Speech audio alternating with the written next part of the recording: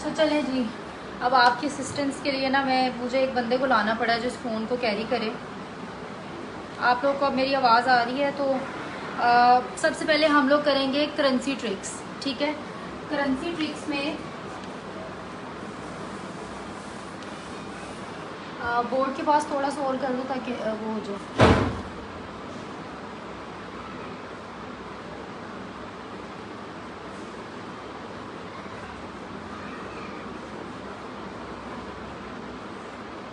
अच्छा देखें, currency tricks में आपने कुछ ट्रिक्स याद करने हैं।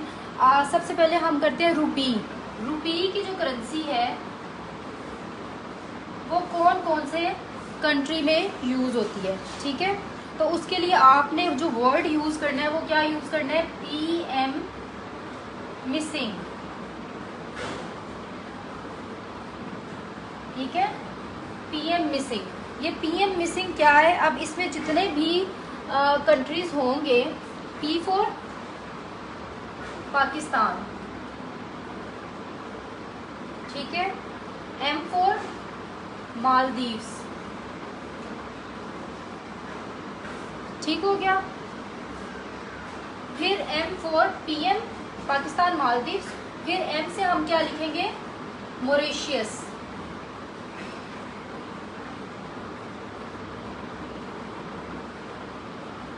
ठीक है, Pakistan Maldives Mauritius missing. I for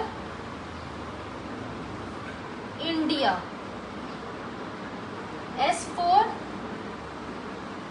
Sri Lanka. ठीक है, फिर S फॉर सेशल्स। अब इसको और पता नहीं क्या प्रोनाउंस करते हैं, मैं तो यही करती हूँ। ठीक है, पाकिस्तान मालदीव मॉरिशस, इस तरह आपने PM मिसिंग ये वर्ड्स याद करने। इससे आपको क्या होगा, करेंसी, रुपी की करेंसी इन कंट्रीज में यूज होती है। ठीक है, I फॉर इंडोनेशिया,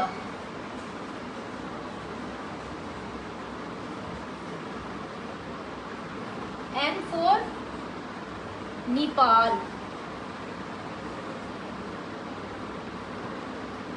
NG हमने वैसे मिसिंग के लिए हमने G यूज किया, G हमने साइलेंट। इससे कोई कंट्री नहीं है, ये सिर्फ हमने अपना एक वर्ड बनाने के लिए, ताकि हम उसको रिमेम्बर कर सकें। हम लोगों ने उसको मेमोराइज करने के लिए एक वर्ड बनाया, that is PM missing, that prime minister is missing. तो PM मिसिंग किसकी कंट्री, किसकी करेंसी के अंदर आएगा, रुपी की करेंसी के अंदर। ठीक है, थोड़ी देर के लिए इसको सामने रखते हैं। ये देखें, आप लोगों को इसका स्क्रीनशॉट लेना है, आप लोग इसको सेव करना है, आप इसको सेव कर लें। ठीक है, ये रुपी की करेंसी के लिए। अगर आप लोगों को आपकी पिक्चर ठीक आ रही है तो आप मुझे ये बता दें कि ये पिक्चर्स और ये वीडियो जो है वो ब्लर नहीं है, और काइंडली ये वाली वीडियो दूसरे ग्रुप्स में शेयर कर दें ताकि दूसरे लोग भी इस वीडियो को देख सकें। और दोबारा से हमारे जो अपने ऑनलाइन ग्रुप है उनके अंदर एक एक मैसेज छोड़ दें कि क्लास को प्लीज़ ज्वाइन कर लें। ठीक है, इस तरह की बहुत सारे ट्रिक्स हैं जो मैं जल्दी जल्दी आपको करवाऊंगी ताकि आपको लर्न करने में काफ़ी आसानी रहे। ठीक,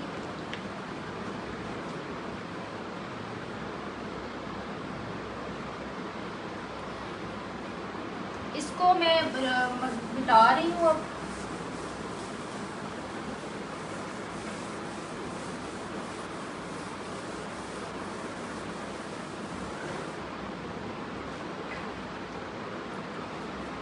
सेकंड हमारे पास है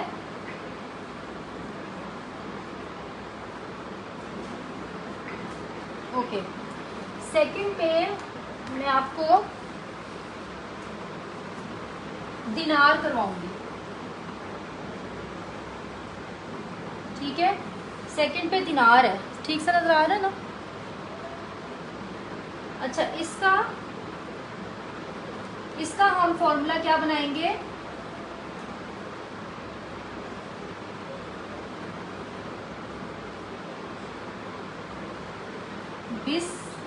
बिस्कट मतलब बहुत पेंडू किस्म का अगर आपने बिस्किट बोलना है तो उसको बोलेंगे बिस्कट, ठीक है।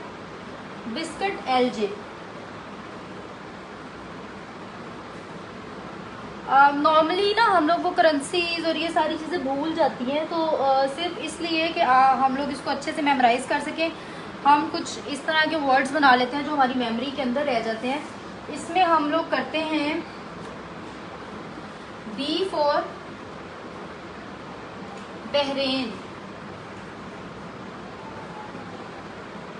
ठीक है। I for Iraq. अच्छा, अब इसको ना इसको मेमोराइज करने का एक और तरीका ऐसे भी है कि आपको ये पता है ना, जो दिनार है ये हमारे यहाँ पे जो इस्लामिक कंट्रीज हैं, गल्फ वाली साइड है, थोड़ी सी जो इस मिडल ईस्टर्न साइड है, इधर यूज होते हैं, ठीक है।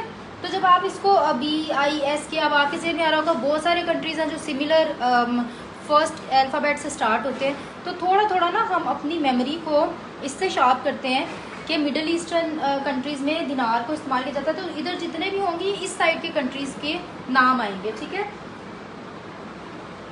S फॉर सर्बिया, सर्बिया में भी दिनार यूज होता है।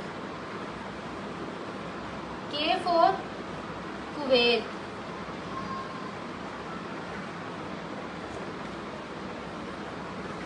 A अल्जेरिया,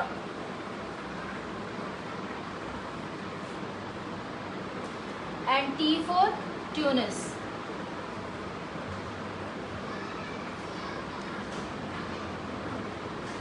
अब हम इसको करेंगे LJ वाला, L फॉर लीबिया और J फॉर जॉर्डन, ठीक है। दिनार कौन कौन से कंट्री में यूज होता है? Bahrain, Iraq, Serbia, Kuwait, Algeria, Tunis, Libya and Jordan में इनकी करेंसी दिनार है।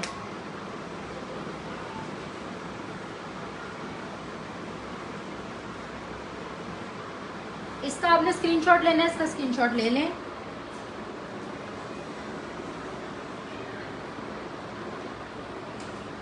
ठीक है, अब नेक्स्ट हमारी जो करेंसी है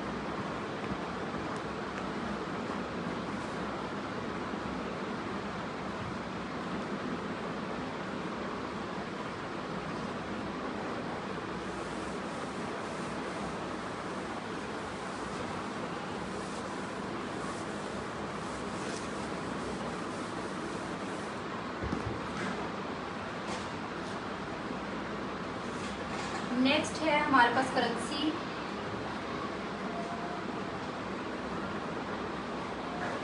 पैसो, ठीक है।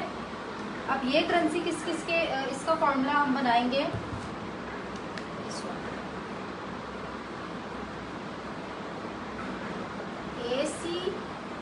AC cup DCM,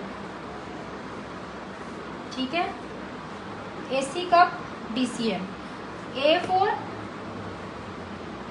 Argentina, C for Chile, C for दोबारा क्यूबा,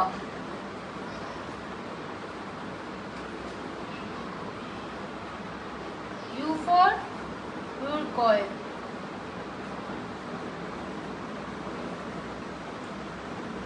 P फॉर फिलीपींस, ठीक है। इसी तरह D से डोमिनिशियन रिपब्लिक, ठीक है। C for Colombia and M for Mexico. इन सब कंट्रीज की करेंसी है पैसो, ठीक है। यहाँ तक किसी को कोई क्वेश्चन है तो वो पूछ सकता है।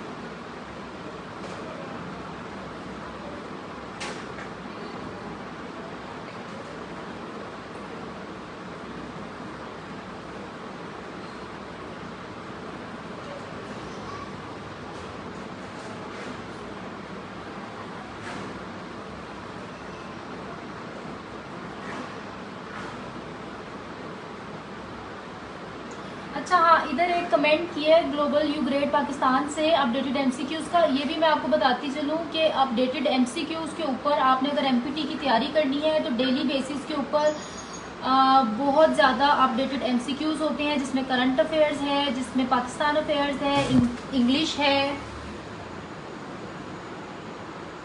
और बाकी के जितने भी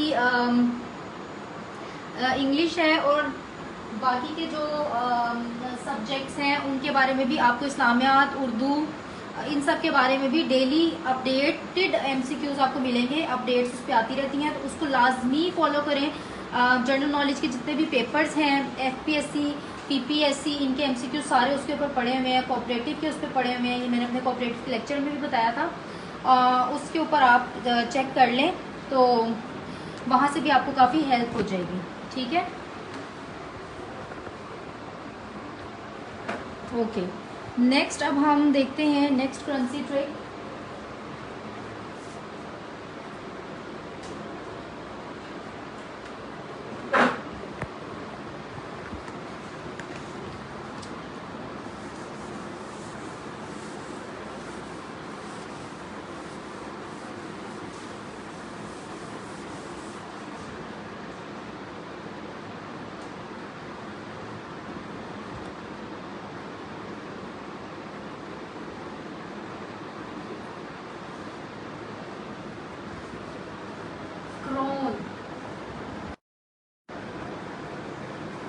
अच्छा, ये करेंसी किस किस कंट्री की है?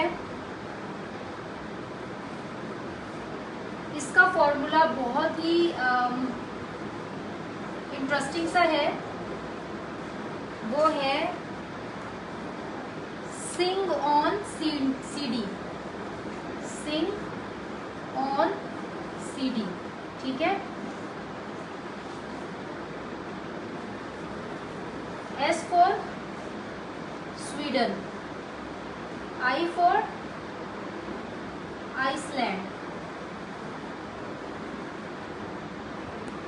N for Norway, G for Greenland. ये हो गया सिंग। ठीक है, sing on CD, C for चेक रिपब्लिक,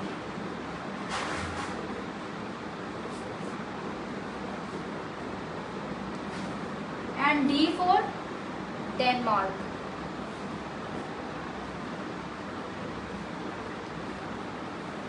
स्वीडन, आइसलैंड, ये आई है। ठीक है, आइसलैंड, नॉर्वे, ग्रीनलैंड, चेक रिपब्लिक एंड डेनमार्क। इसकी करेंसी है क्रोन या क्रोने, जो भी व्हाटएवर। अच्छा, नेक्स्ट हमारे पास आता है, नेक्स्ट करेंसी है शिलिंग, SHILLING, शिलिंग। शिलिंग किसकी करेंसी है? अच्छा, इसका एक फायदा ये हो जाता है कि आपको लाइक अभी जैसे हमने चौथी करेंसी कर रहे हैं तो इसमें आपने कोई 25 to 30 कंट्रीज या 20 कंट्रीज के बारे में आपको पता चल गया इनकी करेंसीज ये हैं। जब आपको एमसीक्यूज आते हैं पेपर में तो उन एमसीक्यूज को भी आप इस तरह से कर सकते हैं, सब्ट्रैक्शन मेथड लगा देते हैं कि अच्छा ये करेंसी मुझे पता है, इस कंट्री की तो ये, इस कंट्री की तो ये, इस कंट्री की तो ये, और फिर एक टाइम आता है आपको लगता है अच्छा ये एक कंट्री बचा है जिसकी करेंसी ये वाली नज़र नहीं आ रही, तो आप उसको टिक कर सकते हैं। ठीक है, तो इस मेथड से भी एलिमिनेशन मेथड इसको कहते हैं। अगर आपको 3 के आंसर आते हैं तो अल्टीमेटली जो 4th वन होगा वो आपको पता होगा कि जो पूछा जा रहा है उसका वो आंसर। शिलिंग का फॉर्मूला है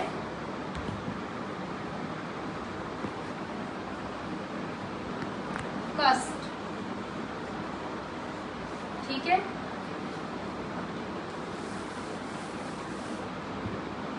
के for Kenya,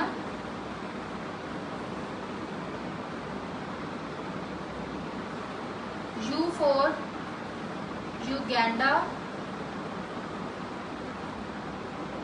S for Somalia and T for Tanzania. अच्छा, नेक्स्ट जो एक थोड़ा आपका एक लर्निंग के लिए एक पॉइंट है जो आप अपने लिए एनालाइज कर सकते हैं चीज़ों को, वो किस तरह कर सकते हैं। आप देखें जितनी भी हमने अभी तक की करेंसीज की हैं उनमें से जो भी करेंसीज बनती है वो नियर कोई कंट्रीज उसी एरिया में, उस कॉन्टिनेंट में, उस रीजन के अंदर कुछ कंट्रीज ऐसे होते हैं रीजन वाइज जो है उस कंट्री की करेंसी भी मिलती जुलती होती है। अब ये भी मोर और लेस ये साउथ अफ्रीकन कंट्रीज के अंदर आते हैं सारे के सारे, और इर्द गिर्द इनका जो रीजनल जो इंटीग्रेशन है या रीजनल इनका जो एक आप देखें मैप के ऊपर तो आपस में ये पास है। दैट्स वाई ये सेम कॉन्टिनेंट में है, उनकी करेंसी भी इस तरह से है। तो जब आप एक ही ये इसको मेमोराइज करने के लिए है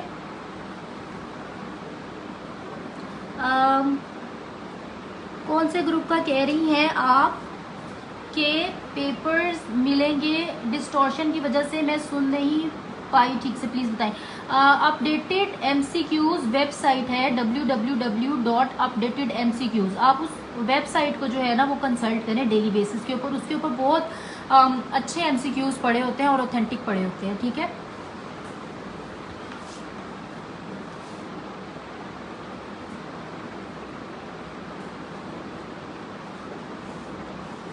शिलिंग हो गई। शिलिंग के बाद हमारी मोस्टली जो यूज होने वाली करेंसी है वो है पाउंड। पाउंड देखते हैं वो कौन कौन से कंट्री में यूज होता है। पाउंड, ठीक है।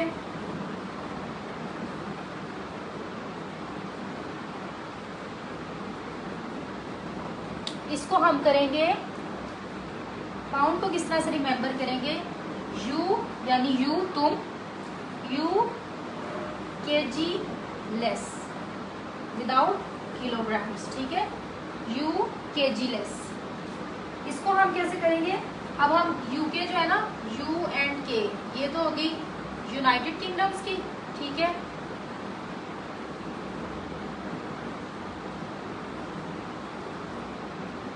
G for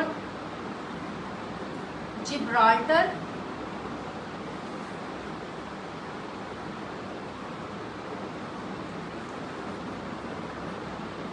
L for Lebanon, E for Egypt,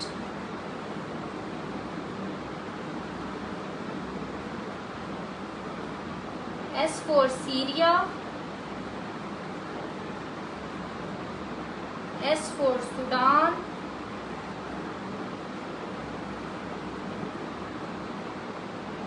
and S for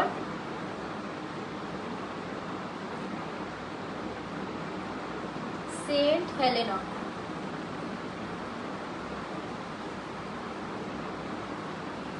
इन सब कंट्रीज में पाउंड चलता है भाई, ठीक है। Syria, Sudan, Saint Helena, Egypt, Lebanon, इनमें भी। अच्छा,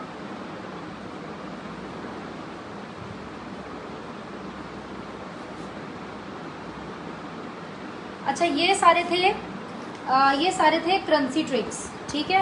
करेंसी ट्रिक्स इतने थे। मैं आपको नेक्स्ट करवाती हूँ, जैसे आसियान कंट्रीज़ में कौन से हैं, फिर बाल्टिक कंट्रीज़ में कौन कौन से कंट्रीज़ आते हैं, इस तरह के, ठीक है। ये वाले अब नेक्स्ट हम कंट्रीज़ की तरफ आते हैं। इसी तरह मेरी कोशिश है आज आपको मैक्सिमम जो ट्रिक्स है ना जीके के वो आपको करवा दूँ, ताकि आप लेस टाइम में ज़्यादा चीज़ें कर लें। इसको प्लीज़ आप पकड़ोगे, थोड़ा सा आगे हो जाए, नजर आ जाए। ये आपको सिर्फ ये काम करवाने के लिए इतनी एफर्ट करनी पड़ी है, फिर वो जो आप कह रहे थे ना मैडम इग्नोर करें ऐसे लोगों को, फिर जब ऐसे कमेंट्स आते हैं ना तो बड़ा दिल बुरा होता है कि हम आउट ऑफ नो वेयर एक चीज़ करवा रहे हैं और उस पर भी फिर लोगों को होता है जी कि इंडियंस जो हैं वो बहुत अच्छा करते हैं शेयर करके। अच्छी बात है, मतलब आई रियली अप्रिशिएट इंडियंस, वो बहुत अच्छा करते हैं, अपनी नेशन को सिखाते हैं। इसी तरह दूसरी नेशंस को अगर उनकी कोई चीज़ अच्छी है तो सीखनी भी चाहिए।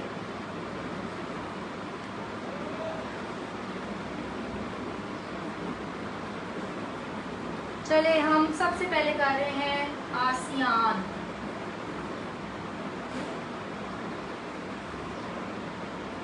ठीक है।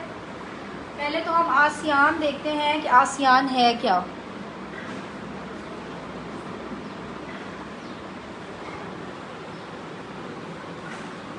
अच्छा, आसियान कंट्रीज में आसियान कहते किसे हैं?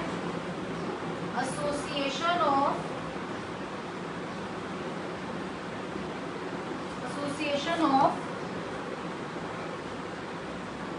South east Asian countries, south east Asian countries, ठीक है। Association of south east Asian countries, countries इधर हो गया, ठीक है, ये ना 19 हो जाती है। अच्छा, आसियान अब साथ में ऑर्गेनाइजेशन, जैसे मैंने आपको बताया था कि ऑर्गेनाइजेशन आपको साथ साथ प्रिपेयर करवा दूंगी, तो ऑर्गेनाइजेशन आपने ये देखनी है कि ये बनी कब थी। आसियान बनी थी जनाब 8 अगस्त 1967 में, ठीक है। और इसके आसियान का जो हेडक्वार्टर है वो है जकार्ता, जकार्ता में, ठीक है। और जकार्ता किसमें है? इंडोनेशिया में।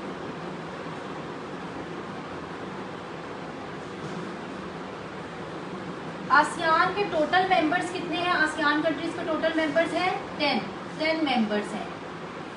आसियान कंट्रीज के टोटल मेंबर्स 10 हैं। और इसका आपने क्या क्या याद करना है? देखें, आपने याद करना है इसका सेक्रेटरी जनरल, ठीक है। वो जिस टाइम पे भी जो होगा आपने उसको अपडेट करते जाना है, ठीक है। सेक्रेटरी जनरल याद करना है।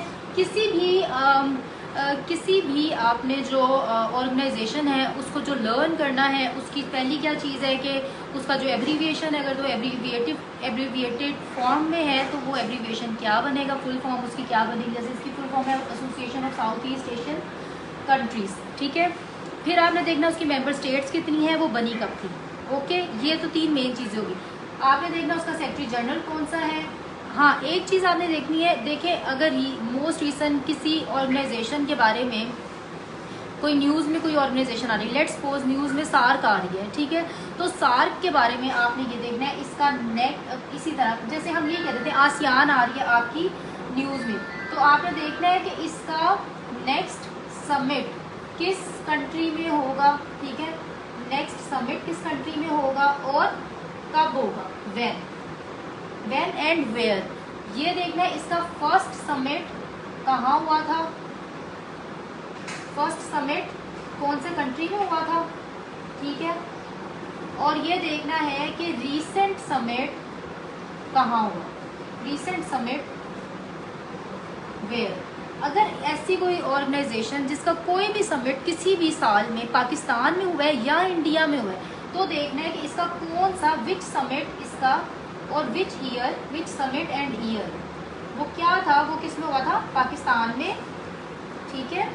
जैसे कि OIC का कौन सा समिट पाकिस्तान में हुआ, OIC के बारे में पूछा जाता है फाउंडिंग मेंबर्स कौन थे। अब जिस कंट्री के फाउंडिंग मेंबर्स में पाकिस्तान आएगा तो कोशिश करनी है कि उस ऑर्गेनाइजेशन के फाउंडिंग मेंबर्स को याद किया जाए या उस ऑर्गेनाइजेशन को ज़हन में रखा जाए कि उसके फाउंडिंग मेंबर्स कौन कौन से थे, पाकिस्तान, ईरान, टर्की, इस तरह ना।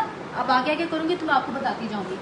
ये बेसिक चीज़ें जो आपने किसी भी ऑर्गेनाइजेशन के बारे में याद रखनी है। और एक चीज़ आपने देखनी है, अगर किसी ऑर्गेनाइजेशन को नोबेल प्राइज़ मिल गया है तो आपने देखना है किस ऑर्गेनाइजेशन को नोबेल प्राइज़ मिला है, इससे पहले आया इस ऑर्गेनाइजेशन को अगर कोई नोबेल मिला हुआ है तो वो किस वक्त मिला था और किस मद में मिला था, ठीक है। ये कुछ बेसिक हैं जनरल नॉलेज के क्वेश्चन। जब हम ऑर्गेनाइजेशंस को प्रिपेयर करने के लिए बैठते हैं तो हम लोगों को ये लाजमी जहन में रखनी चाहिए। अच्छा जी, ये तो हो गई आसियान के बारे में। इसका नेक्स्ट समिट, इसका रीसेंट समिट, ये सारी चीज़ें ये आपने करनी है, ठीक है। इसके बाद आपको मैं,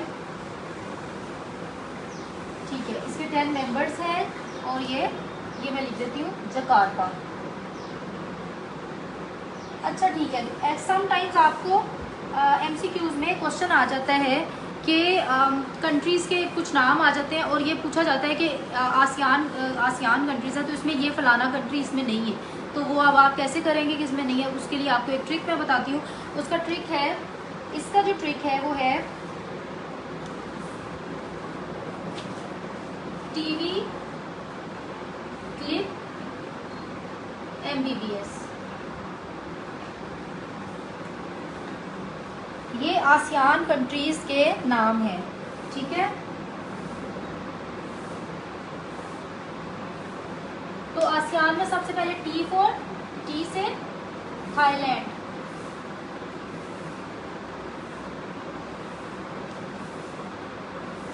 बी से वियतनाम,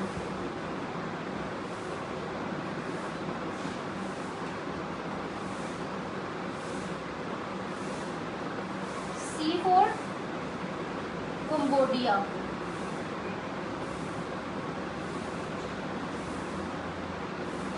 L for लाओस,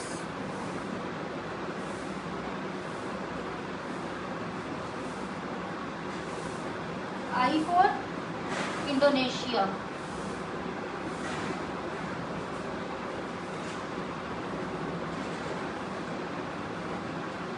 ठीक है। P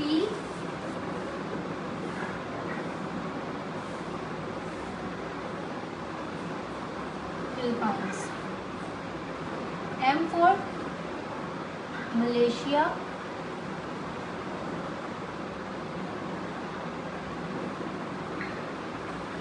B से बर्मा,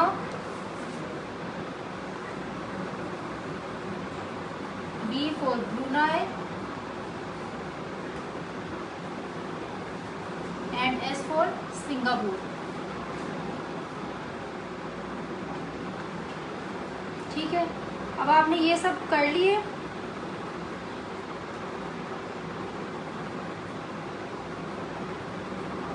अब कोशिश करें, जब आपने इधर से कंट्री किया थाईलैंड, तो इसके साथ ही थाईलैंड का कैपिटल भी देख लें। थाईलैंड का कैपिटल होता है बैंकॉक, ठीक है। थाईलैंड का कैपिटल है बैंकॉक।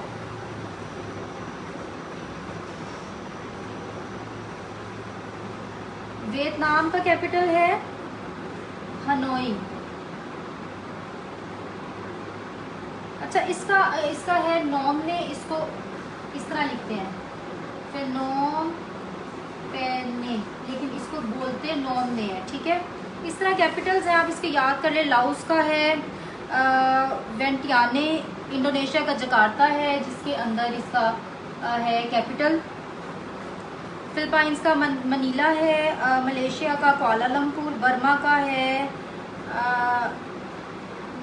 है नौपेदो, और ब्रुनाई का ब्रुनाई सिरी बेगम है, और सिंगापुर का सिंगापुर ही है कैपिटल। ये हो गया हमारे पास आसियान कंप्लीट। आसियान के 10 मेंबर्स हैं, आसियान कंट्रीज के नाम हो गए। नाम कैसे याद करते हैं? टीवी क्लिप MBBS के थ्रू, ठीक है। अब नेक्स्ट हमारे पास जो बल्कि इसकी अगर आपने स्क्रीनशॉट लेना, थोड़ा सा आगे करते इसकी स्क्रीनशॉट लेना होगा तो स्क्रीनशॉट ले लें, ठीक है।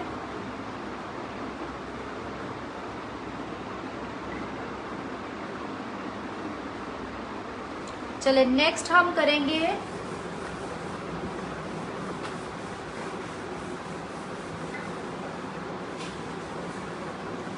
हमारे पास है ये करेंसी क्लिप तो खत्म हो गया।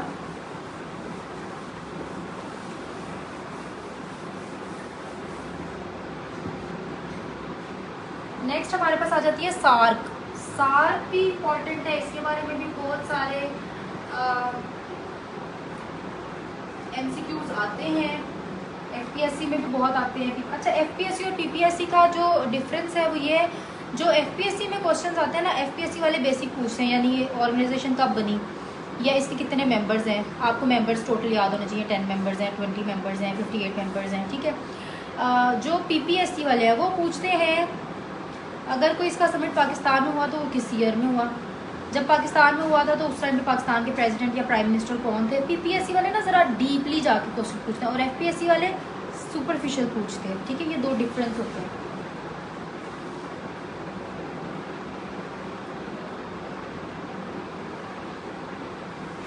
अच्छा, सार्क के टोटल मेंबर्स कितने हैं, ठीक है। आप इसी तरह देखना सार्क की फॉर्मेशन का, वो डेट्स वाली मैं ना आपको दोबारा करवाती हूँ। मैं आपको इसके मेंबर्स का बताती हूँ कि इसके मेंबर्स के क्या मेंबर्स के लिए ना ट्रिक्स देखते हैं, ठीक है। सार्क के 8 मेंबर्स हैं, 8 मेंबर स्टेट्स हैं, ठीक है। 8 मेंबर्स में से सार्क को याद करने का तरीका क्या है इसका?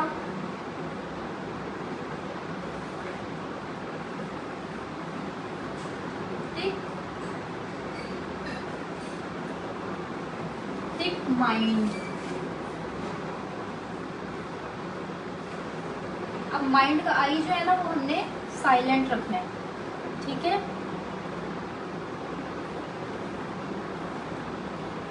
आई साइलेंट होगा इसका।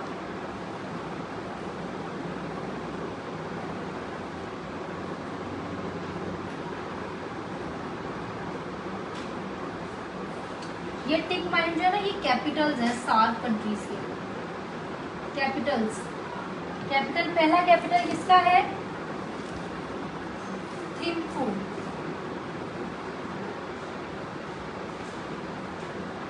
थिम्फू। और थिम्फू का कंट्री कौन सा है? भूटान, ठीक है। इससे आपको क्या होगा? कंट्री भी याद होता है, कंट्री के साथ साथ कैपिटल भी याद हो जाता है।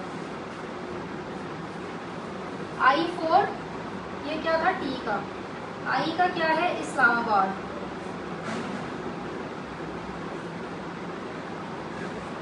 इस्लामाबाद का सबको पता है, किसका कैपिटल है?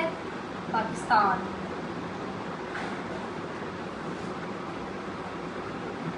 सी फोर कोलंबो। कोलंबो किसका कैपिटल है? श्रीलंका का।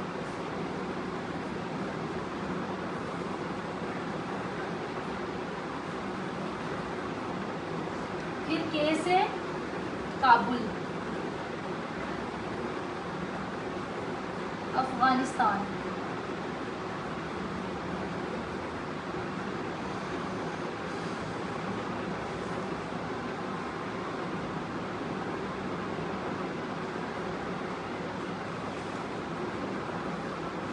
फिर के से खटमंडू,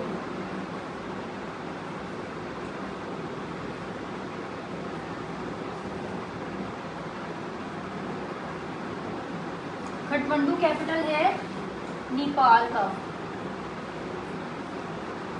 ठीक है। इसी तरह एम फोर माली। माले जो है वो है मालदीव्स का, हाँ जी मालदीव्स का कैपिटल है माले, ठीक है। एन न्यू दिल्ली, और ये है इंडिया का। डी फोर ढाका, ये है बांग्लादेश।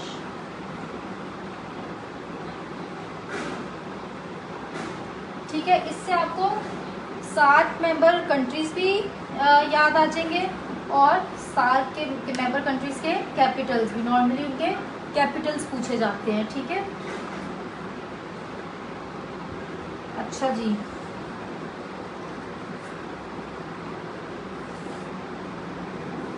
और सार्क के ये कैपिटल्स को याद करने के लिए आपने करना है टिक माइंड, ठीक है। और सार्क के कंट्रीज को याद करने के लिए आपने करना है हाँ जी यही है। सार्क मेंबर्स को आपने याद करने के लिए करना है MBBS स्पेन, ठीक है। M4 Maldives, B4 Bangladesh, B4 Bhutan, S4 Sri Lanka, P4 Pakistan, A4 Afghanistan, I4 India, N4 Nepal, MBBS Spain, ठीक है। ये कंट्रीज को याद करने के लिए और टिक माइंड कैपिटल्स को याद करने के लिए सार्क कंट्री, सार्क के। और सार्क के बारे में मैं आपको बता दूं बाकी का कि सार्क बनी थी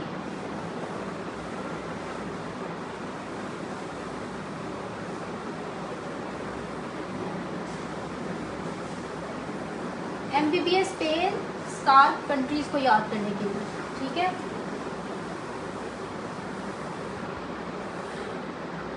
सार्क बनी थी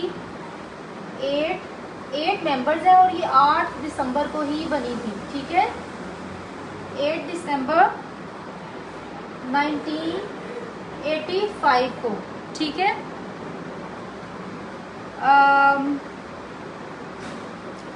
SAARC was founded in Dhaka, founded in Dhaka, right. Headquarter SAARC के है काठमांडू में है, हाँ जी, काठमांडू, नेपाल।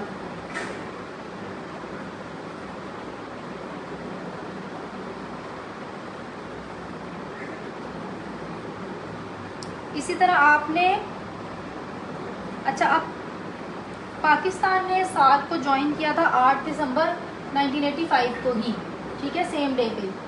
और सार्क के भी आपने सेक्रेटरी जनरल देखने हैं, कौन से हैं।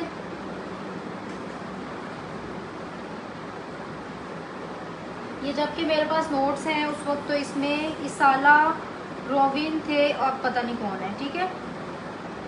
फ्रॉम मार्च 2020 टू प्रेजेंट, अभी तक मेरे ख्याल से इसाला है, इसाला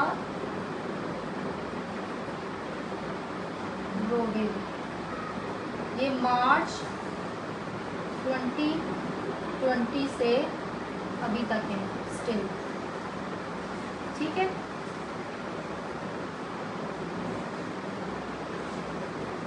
अच्छा,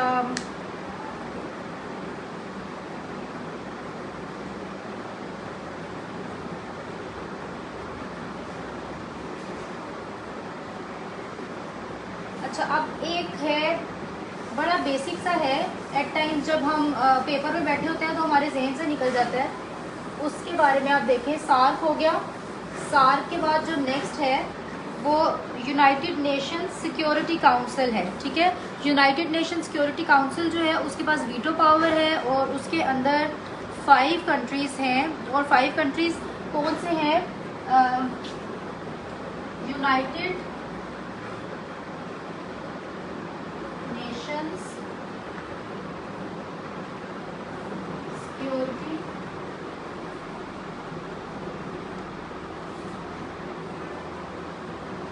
काउंसिल, ठीक है, UNSC।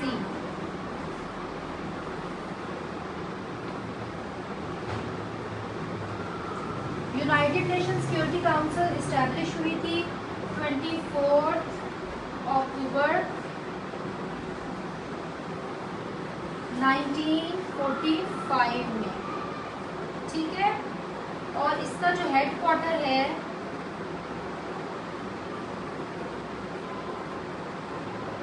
ये है न्यूयॉर्क में। परमानेंट मेंबर्स इसके हैं 5 परमानेंट मेंबर्स 5 हैं परमानेंट मेंबर्स, ठीक है। और सिक्योरिटी काउंसिल में नॉन परमानेंट मेंबर्स भी हैं, वो हैं 10। 5 इसके परमानेंट मेंबर्स हैं और non permanent members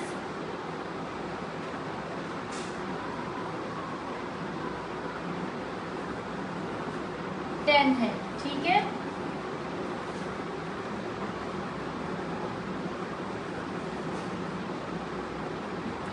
veto power, ITO नहीं, वीटो पावर होती है कि अगर कोई भी डिसीजन होता है यूनाइटेड नेशंस में, तो जो ये 5 मेंबर स्टेट्स हैं, अगर इनमें से कोई एक मेंबर स्टेट भी वीटो कर देती है उस डिसीजन को, तो वो पूरे का पूरा डिसीजन नल एंड वॉइड हो जाता है, उसको फौरन उसको आगे नहीं किया जाता। इसके लिए किसी भी UN के डिसीजन को ओके करने के लिए पांचों के पांचों सिक्योरिटी मेंबर, जो सिक्योरिटी काउंसिल के मेंबर्स कंट्रीज हैं, उनका एक बात के ऊपर मुत्तफिक होना ज़रूरी है, ठीक है।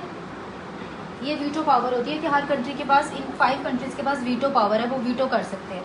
अब उन कंट्रीज को आपने याद करना है, तो वो क्या है, उसके लिए आपने देखो, जैसे वो कंट्रीज हैं तो veto power is to have some curfew, जो पूरी दुनिया के ऊपर आपने लगा दी कि आप कभी भी वीटो कर सकते हैं उसके लिए, तो हम उसका जो वर्ड है वो भी क्या लिखेंगे, कर्फ्यू, CURFEW, FU, ठीक है। C for China, U for US, R for Russia, France and UK, United kingdoms. ये 5 के 5 इसके परमानेंट सिक्योरिटी काउंसिल के मेंबर हैं और इनके पास वीटो की पावर है।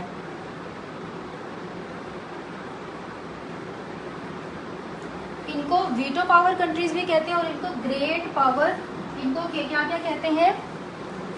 वीटो पावर कंट्रीज या फिर ग्रेट पावर कंट्रीज, ठीक है। इनको या तो कहते हैं वीटो पावर कंट्रीज या ग्रेट पावर कंट्रीज, ठीक है। ये तो होगी हमारे पास यूनाइटेड नेशन सिक्योरिटी काउंसिल। और जो यूनाइटेड नेशन जनरल असेंबली है उसके जितने भी कंट्रीज हैं वो सारे मेंबर्स हैं। शायद 192 है, मेरे भी जहन से निकल गया, शायद इतने ही हैं, ठीक है। अभी हम नेक्स्ट करेंगे ब्रिक्स।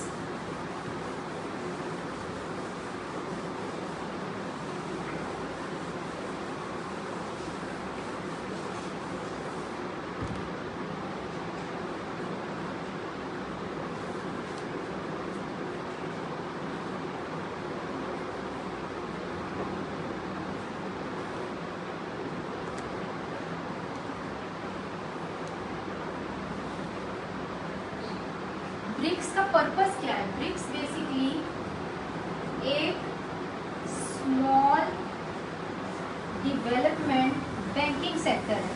ब्रिक्स बना था एक डेवलपमेंट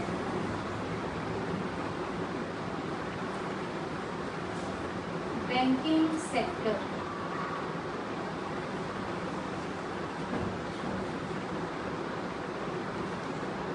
ठीक है। ये ब्रिक्स बनी थी 2006 में। ब्रिक्स का अपना नाम ही जो है वो याद करें, B for Brazil, R for Russia, I for India, China, south Africa,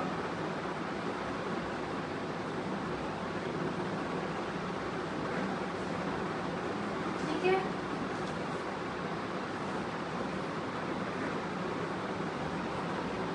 इन सारे कंट्रीज की पॉपुलेशन वर्ल्ड का 41.6% ऑफ पॉपुलेशन है।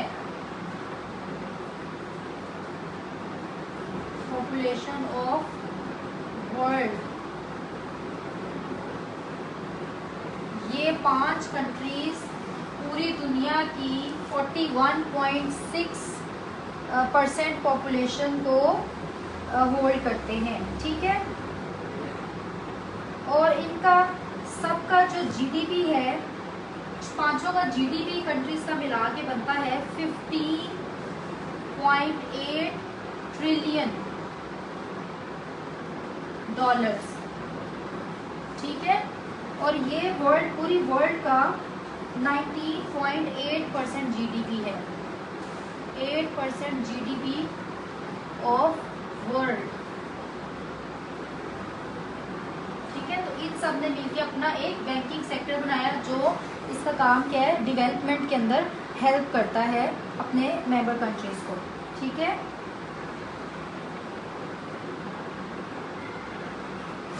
अच्छा, एक ऑर्गेनाइजेशन है, हमने बड़ा उसके बारे में पढ़ा है और बहुत जल्दी उसके बारे में, नॉर्मली जो स्टूडेंट्स हैं वो बहुत जल्दी उस ऑर्गेनाइजेशन के बारे में भूल जाते हैं, वो है ओपेक, जो पेट्रोलियम एक्सपोर्टिंग कंट्रीज की ऑर्गेनाइजेशन है, ठीक है।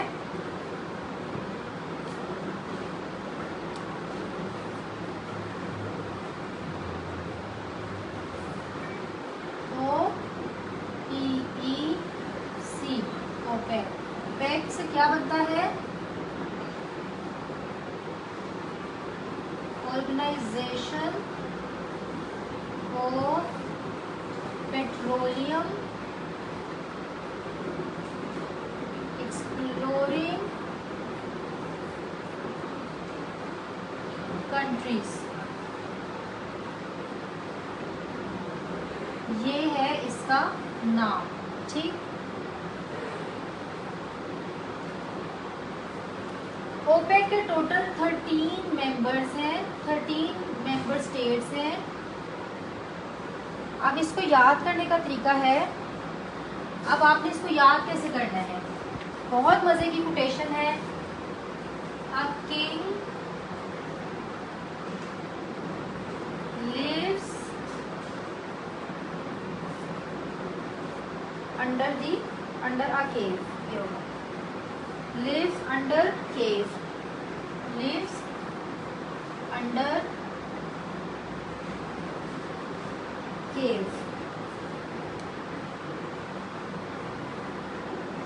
ठीक है, अब इससे क्या बनेगा, बल्कि इसको इसका लिखते हैं, हमने अंडर का सिर्फ यू लेना है और केव का सिर्फ सी ए लेना है। ठीक है, अंडर केव, इसका मतलब है कि इसके साथ कोई कंट्री नहीं है, ये हमने याद करने के लिए सिर्फ बनाई है लाइन। ठीक है,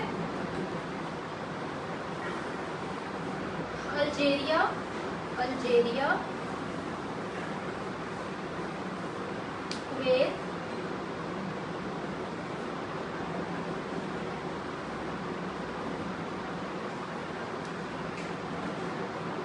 Iran,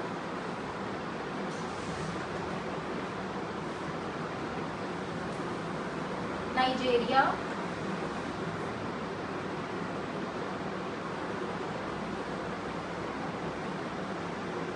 Gabon,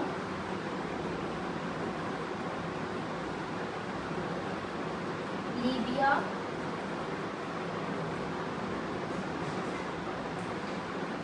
Iraq,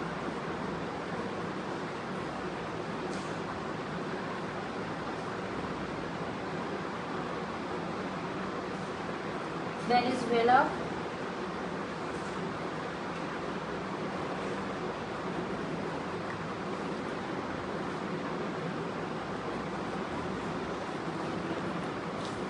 equatorial Guinea,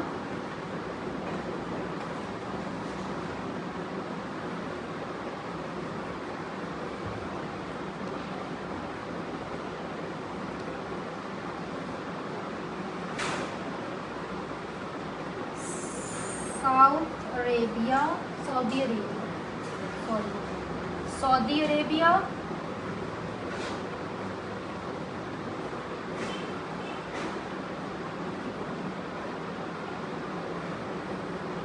you जो हमने अंडर का लेना है, U for UAE, United Arab Emirates, C for Congo, A for Angola, A king lives under cave। ठीक है, ये हमारे पास हो गया ओपेक का। ओपेक के टोटल 13 मेंबर्स हैं।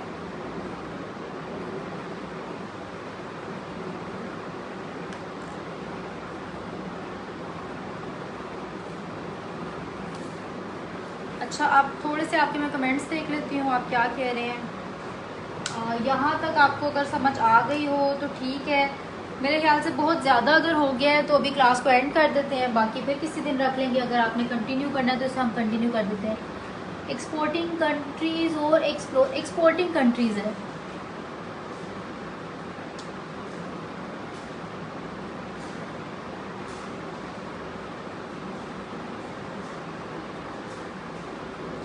वैसे मुझे तो एक्सपोर्टिंग कंट्रीज ही पता है, इसको कंफर्म कर लेंगे क्योंकि इसके ये जो नोट्स है इसमें एक्सप्लोरिंग लिखा हुआ, तो मैं भी कंफ्यूज हो गई।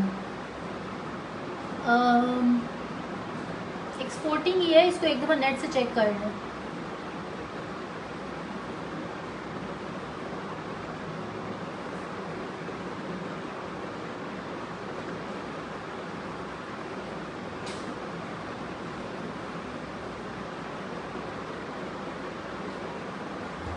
अच्छा, अभी हम ये ऑर्गेनाइजेशन हुई हैं, इसके साथ ना एक ये थोड़ा सा वो बोरिंग ना हो जाए, एक बड़ी मज़े की चीज़ करते हैं हम लोग। मैम फिर आपके स्पेलिंग गलत लिखे हुए हैं बोर्ड पे। फिर हाँ, एक्सपोर्टिंग है, मैं उसको ठीक कर लेती हूँ। असल में वो नोट्स में भी ना एक्सप्लोरिंग लिखा हुआ था, तो मैंने इसलिए एक्सप्लोरिंग लिख दिया।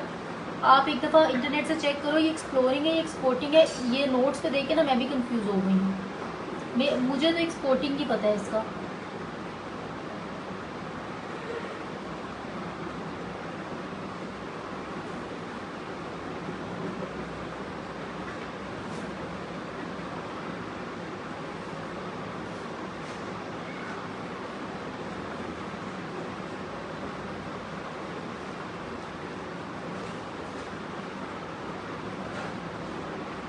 अच्छा, एक हम अभी करते हैं, बड़ी ही एक इम्पोर्टेंट सी चीज़ है। मैं तो थक गई हूँ।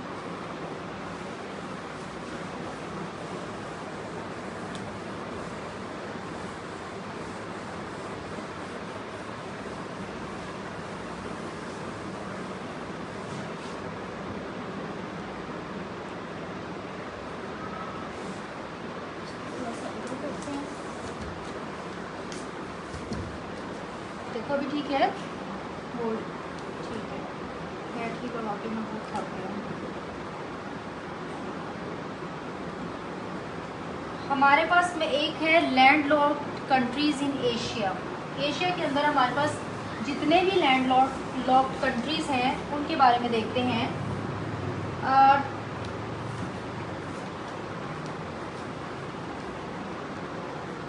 Land locked countries in Asia, ठीक है।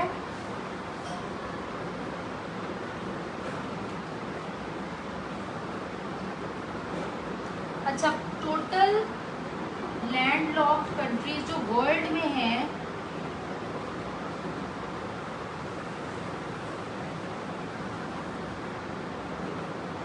कंट्रीज इन वर्ल्ड, वो है 44, ठीक है। Total landlocked countries in Asia,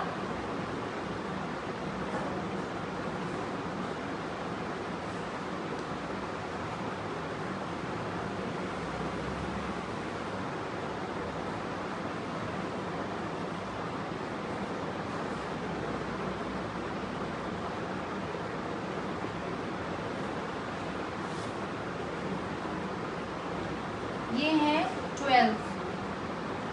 world में 44 है, लैंडलॉक्ड कंट्रीज इन एशिया ये 12 हैं, ठीक है।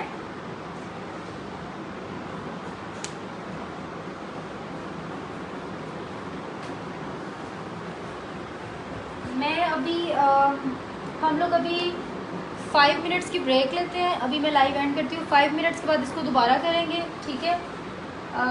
मैं पानी वगैरह पी के आती हूँ, फिर उसके बाद इसको कंटिन्यू करते हैं, ठीक है। अभी 5 मिनट्स तक आप क्लास में दोबारा आ जाइएगा। मैं तो इधर कमेंट्स वगैरह भी आपके देख लेती हूँ। OPEC is organisation of petroleum, हाँ जी, एक्सपोर्टिंग ही है, ठीक है। एक्सपोर्टिंग कंट्रीज ही होगा, उसके अंदर एक्सप्लोरिंग जो है वो गलत लिखा हुआ था, तो आप उसको एक्सपोर्टिंग कर लें। 5 मिनट्स की ब्रेक लेते हैं, 5 मिनट्स के बाद इसको दोबारा से कंटिन्यू करते हैं, ठीक है। तो आप 5 मिनट्स के बाद लाइव को दोबारा ज्वाइन कर लीजिएगा।